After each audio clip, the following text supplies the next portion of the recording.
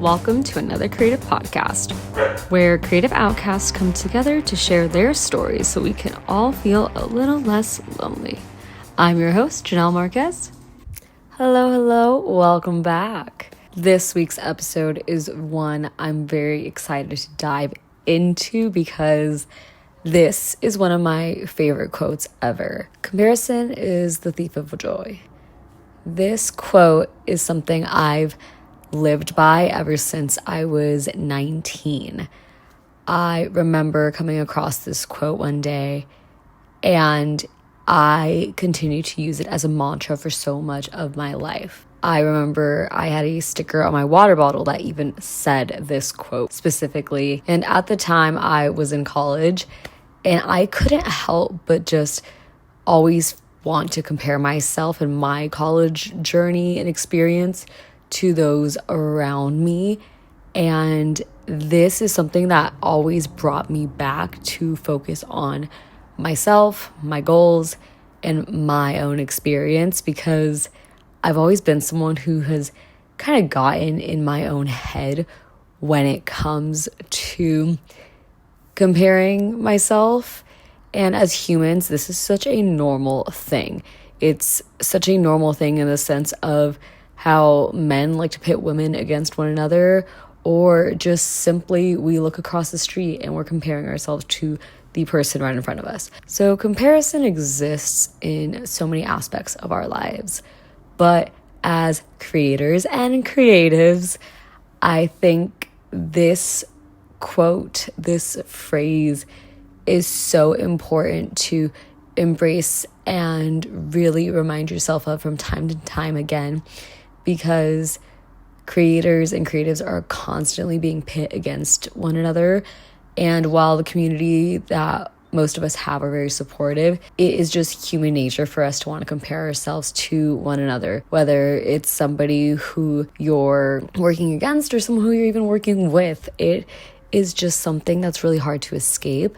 So in today's episode, we're just going to dive into 5 ways of how comparison is the thief of joy. First off, it distracts you from your goals. When you are spending time comparing yourself or your work or your creative journey to others, you start to lose track and lose focus on what really matters, which is your journey, your goals, your priorities. And this is so much easier said than done, but there are a few ways that you can kind of get out of this mindset. And some of those things are simply just trying to manage how much time you spend thinking about these things in the first place. So if you're scrolling on social media and you find yourself doom scrolling into somebody who you just can't help but compare yourself to, try to limit your screen time. This is something that actually happens to myself. I find that when I'm consuming more content than I am creating content, I can fall into this hole of starting to compare myself to all the work I'm seeing instead of focusing on myself and what I want to create and what I want to put out there. So limiting your screen time or limiting how much content you are consuming can really make a big impact on letting comparison distract you from your goals. Also, the amount of attention you give to just anything when it comes to comparing yourself. So if somebody's telling you about like all their current accomplishments and all these things, allow yourself to be happy for them, allow yourself to celebrate them, but also keep in mind that that is their journey and it's not yours. So don't put too much weight into where they're at compared to where you're at, because this kind of leads into the next point that I'm going to make, and that is that no two people are ever alike, and no one is you. So therefore, when you're comparing yourself to others, it just doesn't really make sense at the end of the day. While it is human nature to do so, it's also important to remind yourself that, hey, just because this person's doing this and I'm not doing this, or I'm doing this and they're not doing this, at the end of the day, it doesn't really matter, just because every single person is going to have their own individual journey. You're going to be up sometimes, people are going to be down, or vice versa. And that's so important to keep in mind, because some people may be on their chapter 1 and you're on your chapter 10, and you may have the same goals and they may be achieving them sooner, but that's also their journey. It's not yours. The other thing about this point that I want to make is that no one is going to be you. You may be just another photographer. You may be just another videographer. You may be just another content creator. But no one is going to be you to a T. And this is really special. This is actually a great fact to appreciate and embrace, because when you realize that not everyone is going to be able to offer your customer service, your personality, the energy you bring to a shoot, that is what separates you. The way you even choose to show up, that's what makes you different. No two people are ever truly going to show up exactly alike. And that's a very beautiful thing. So being able to embrace the differences and the things that make you and separate you from everyone else, focus on that. And I think that's why it's really important to get to know yourself as a creative and know your strengths, know your weaknesses, know what you bring to the table. And when you know that and you become confident in yourself, no one could take that away from you. Speaking about confidence, I think it's also important to bring it around and talk about how when you are constantly comparing yourself to others and the people around you, it eats at your confidence. It can really diminish your spirit, and it can really make you feel like you're not enough. It can really make you feel like you aren't doing enough. It can also leave you feeling as though you're not reaching expectations that are not set by you, but by people around you. And those pressures are kind of hard to fight off when you're creative, because a lot of the times we're not really making art for ourselves. We're not creating things for ourselves. We're creating things for clients or potential clients. And I think that when you are constantly looking around at what other people are doing and not looking inwards, and once again, not recognizing what you bring to the table, your focuses start to shift, your priorities start to shift, and you start forgetting about you. And as a creative, we all get in our heads. And I think one of the best things we could do is to just kind of appreciate art around us and get inspired by our community or work you're coming across, but also to keep in mind that just because you see great work out there, it doesn't mean that what you're putting out there isn't great as well. Also, for newer creatives, I really, really want to emphasize the fact that when you're comparing yourself to others in the beginning, it can be a little bit discouraging, and that also eats away at your confidence. And I would love every young creative, every new creative to remember that everyone has to start somewhere. Everyone has to choose a point and grow from it. How could you grow and learn if you don't try? So when you're just starting out, make all the mistakes. And I think that's one of the biggest things too, is that if you don't constantly practice your craft and you're not constantly trying to learn new skills or grow in different areas of your craft or whatever it is that you're pursuing as an artist, it can be really hard to feel confident about creating and the work you create. So don't be afraid about trying. Don't be afraid about showing up and just doing the damn thing, because that is something that holds back a lot of creatives, especially people who are just new to their craft or art, pursuing whatever it is that they are wanting to do, is just showing up and not showing up perfectly or how they would like to show up.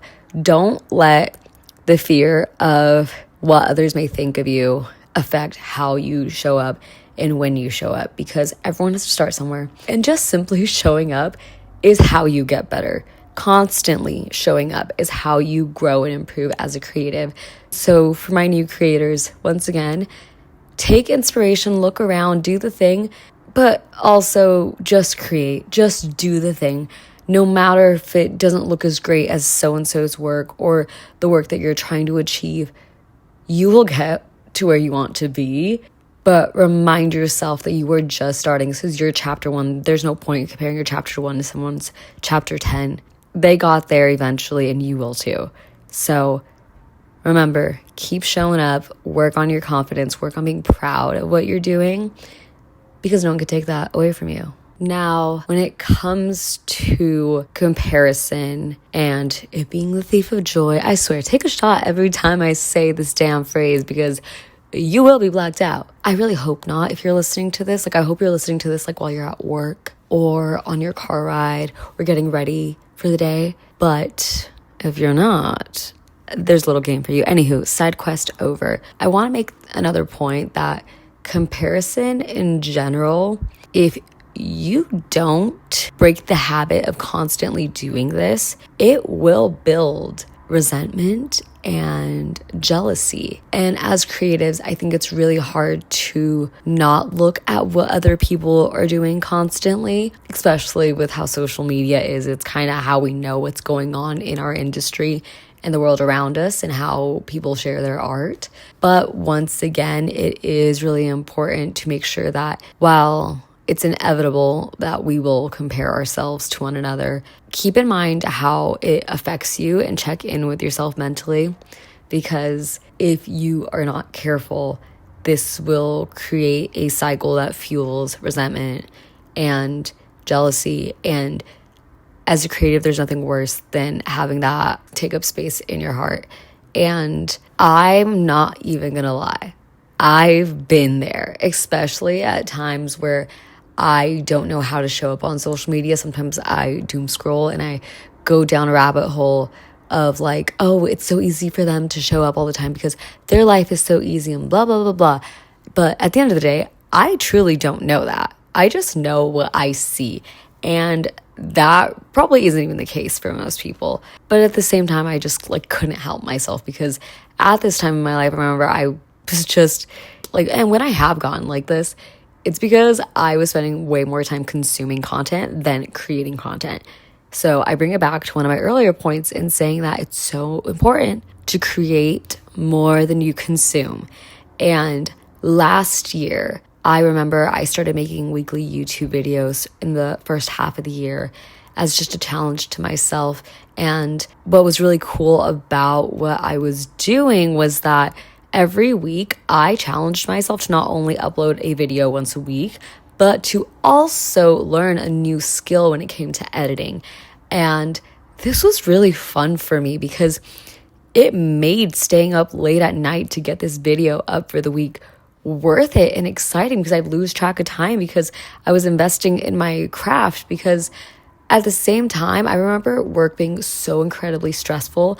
And when it comes to having a job where you create content constantly, it is kind of hard to take a moment and learn new skills here and there. So being able to turn something that I challenged myself to do into something that can also expand my knowledge as a creator, that was really cool. And it just made me excited to continue to create because I wanted to keep practicing what I was learning. So I remember during this time period, because I was creating so much, I hardly consumed content, and I felt really confident about every single thing that I was putting out. I was really happy to create. And then because I was learning these new things when I was doing something for myself, I started implementing all those new things in my job and my work and the projects that I was doing. So it was really fun for me to go back to work and start new things, because I got excited about my projects that I was delivering because they were starting to look better than previous ones, just because I was just challenging myself as a creative to learn and try new things in a way that was attainable for me. And I truly saw the positive impact it had on my mental well-being. Now, towards the end of last year, I tried creating here and there for myself, but while I was creating content for my job and the work that I do, I found myself consuming more content when I wasn't creating. And that did not leave me feeling the best. I remember the feeling of, I don't like that I'm so hyper aware of what this person is doing and that person is doing, because I'm spending so much time on social media scrolling and scrolling and scrolling that I'm on there so often. I'm seeing all their things. And I just couldn't help but feel like, man, I want to be doing more. I should be doing more. I should be beating myself up about it.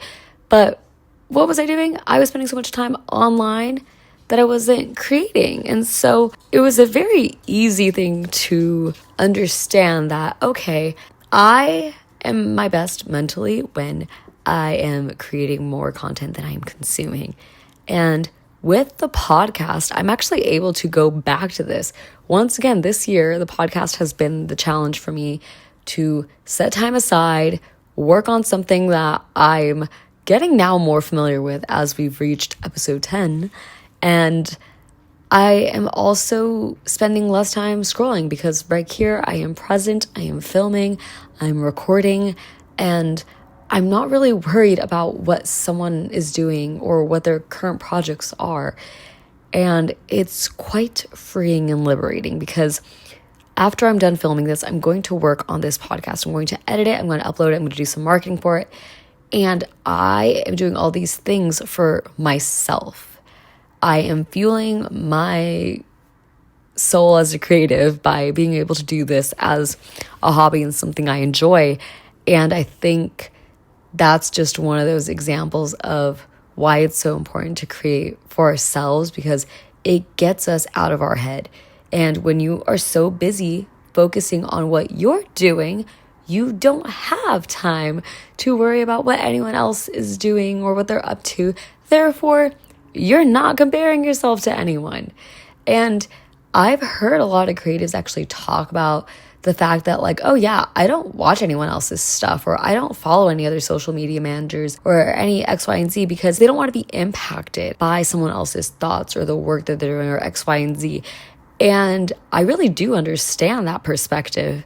I truly think that that is something that if you are caught in a cycle of constantly comparing yourself to others, you may just want to take a step back and reevaluate your following or what you're consuming. Because if you're consuming stuff that constantly makes you feel like you're a failure or you're behind or you're not doing enough, that's not good for your mental health. And you probably should unfollow or stop consuming whatever it is that's doing that to you, because you have a choice on what you choose to consume or what you choose to do with your time. Now, this last thought I'm going to leave you guys with is a reminder in general that comparing yourself to others is just wasted energy. It really is. It's not worth doing. I've never felt good after doing so. And sometimes you don't even know that you're comparing yourself to others. It's just kind of like, oh, I think I was comparing myself to someone, and it just feels kind of yucky. And when I say it feels kind of yucky, it's like in the sense of like,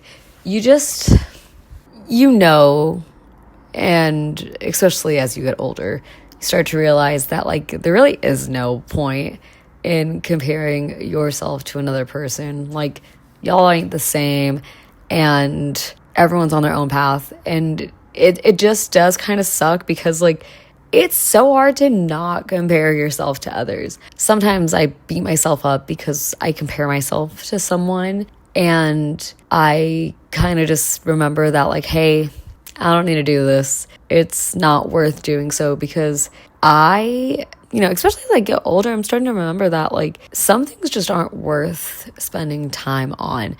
And once again, it's just wasted energy, just comparing yourself to someone else. And I don't know, this is something I've always just kind of wanted to touch on, because as creatives, it's just one of those things that like you can't help but do. I even compare myself to myself. I compare myself to the person I used to be.